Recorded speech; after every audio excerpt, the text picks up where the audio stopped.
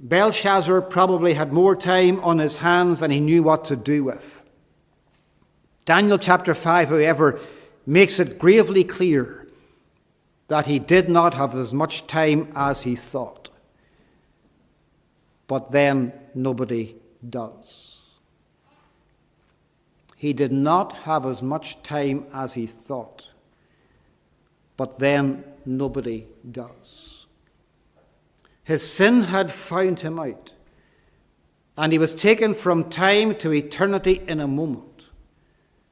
And what we have read tonight, and I wanted to take the time to read the entire chapter, what we have read tonight is this man's last night on earth, even though he did not know that until it was too late. Belshazzar was a fool.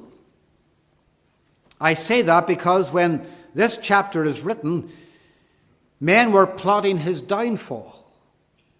The Assyrians were planning to invade his city. They had laid siege to a city for at least 2 years. And in the midst of all of that, the king decides to call a banquet. And on what was to be his last night on earth, he was found feasting and drinking as if all was well, without a thought about the future. That might seem an amazing thing to us, but many sinners are doing exactly the same thing. They boast themselves of tomorrow. If they're troubled about sin and salvation, they often push it off.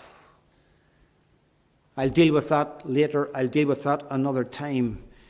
And they boast themselves of tomorrow, not knowing what a day will bring forth. They talk as if they will live on and on and on. They go about their social life as if there was no need to ever consider their eternal or spiritual life, only to discover that suddenly and unexpectedly their life is taken from them, and their sin has found them out.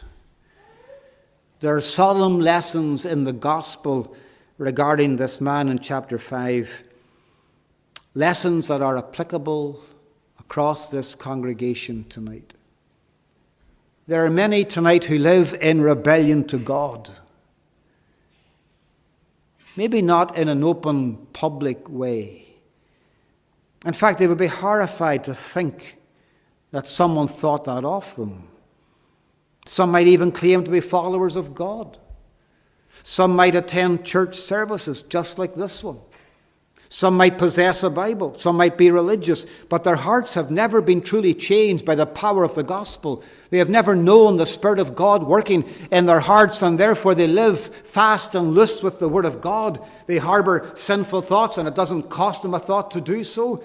They think nothing of lying and defrauding others. They never have any real fellowship with God. In fact, that whole idea of fellowship with God is foreign to them. Why is that? Because they are rebellious at heart.